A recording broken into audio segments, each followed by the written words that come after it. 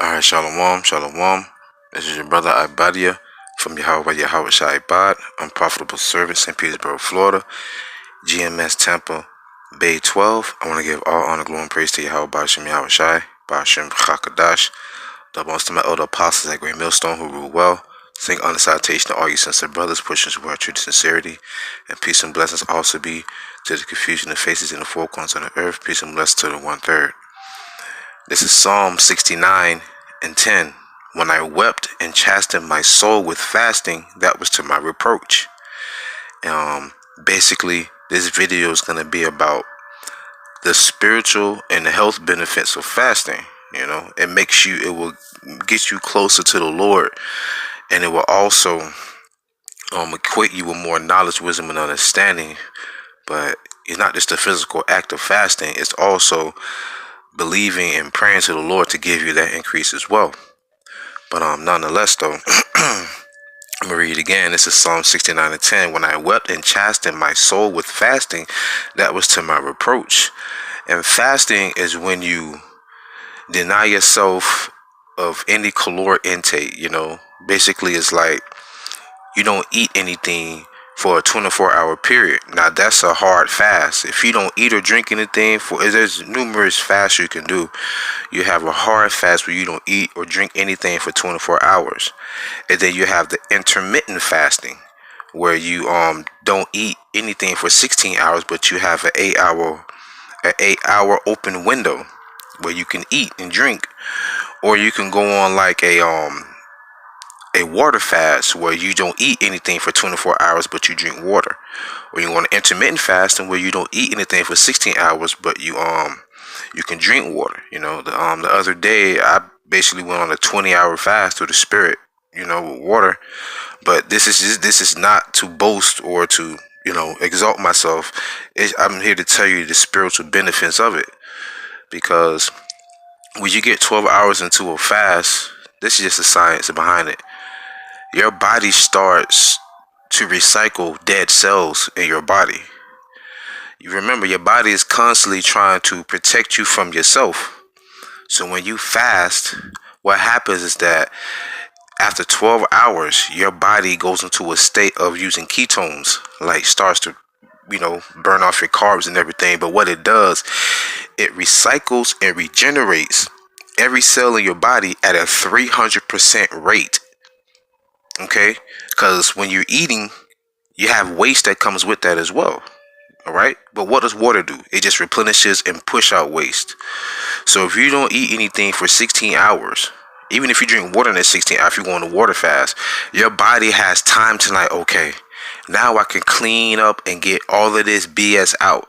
It's like when your body's at a 300% rate of regenerating your cells, it's like getting rid of that the temporary junk files on your computer. If you ever have a computer and like you be like, why my computer running so slow? And you go look at your temporary files, you probably have like 2 gigs of temporary files on your computer that you don't even need, or like RAM space, and you just delete that, you know, and now you can run and operate better. That's what happens to your mind when you go on a fast. Your brain starts to function better. You start to think clearer. I forgot what's the name of the chemical, but a certain chemical that releases where your body can concentrate more, because it's not sending out as many electric pulses throughout your body in order for you to operate. There's nothing in your stomach for you to break down. All right, so your body's like, okay, well, since there's nothing to break down, let's repair itself, and it repairs those cells. But now that's just the physical aspect of it. Now let's go into the spiritual aspect of it. This is 2 Ezra chapter 5 verse 13. It says, to shew thee such tokens I have leave, and if thou wilt pray again. Remember, every prayer is key component inside this ministry. And if thou wilt pray again and weep as now, and fast 7 days, thou shalt hear yet greater things. Okay, so this is the angel talking to Ezra. If you will fast, he will show you greater things as well. But also prayer and weeping as well, like being humble, being sincere, you know. Then I awaked, and an extreme fearfulness went through all my body, and my mind was troubled so that it fainted. So the angel that was come to talk with me held me, comforted me, and set me up upon my feet because of the vision that he saw through the spirit. Now listen to this. Now this is how the spirit is, all right? Because he's getting ready to fast, but look what happens. 2 Esdras 5 and 16. And in the second night it came to pass that Salathiel, the captain of the people, came unto me, saying, Where hast thou been, and why is thy countenance so heavy?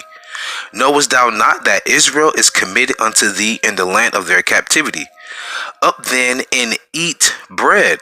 All right. Now, I'm not saying it's Satan sinning coming his way, but the angel told him to fast and I will show you greater things. But here comes the individual coming in sincerity, told him to come eat bread, right? 2 Esdras 5 and 18. Up then and eat bread and forsake us not as the shepherd that leaveth his flock in the hands of cruel wolves. Then said I unto him, Go thy ways from me and come not nigh me. And he heard what I said and went from me.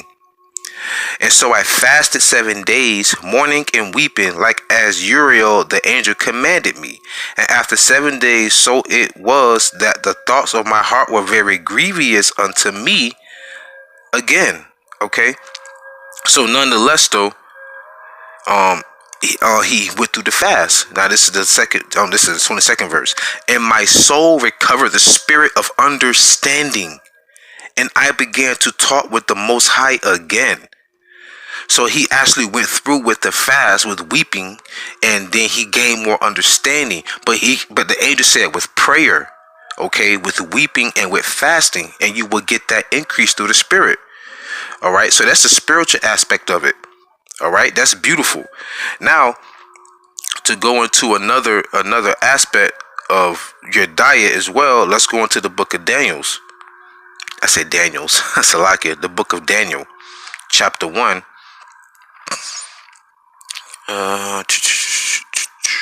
Salakia. Now this is when the Nebuchadnezzar was ruling, and the king will always have meat for them to eat. But Daniel wanted to go on a vegetable diet through the spirit. Okay. Matter of fact, I'm just going to read it so you can get a better understanding. I'm not going to read the whole thing though.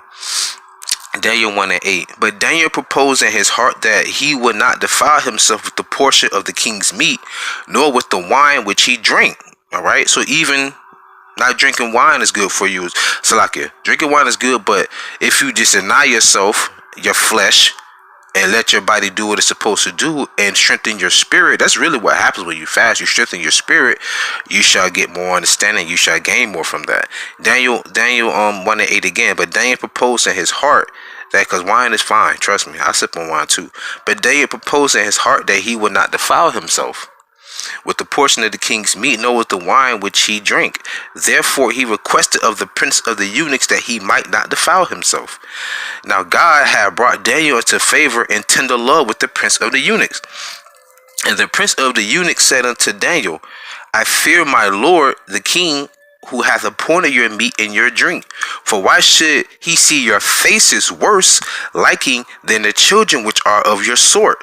Then shall ye make me endanger my head to the king. Then said Daniel to Melzar, whom the prince of the eunuchs has set over Daniel, Hananiah, Mishael, and Azariah. Here goes the point.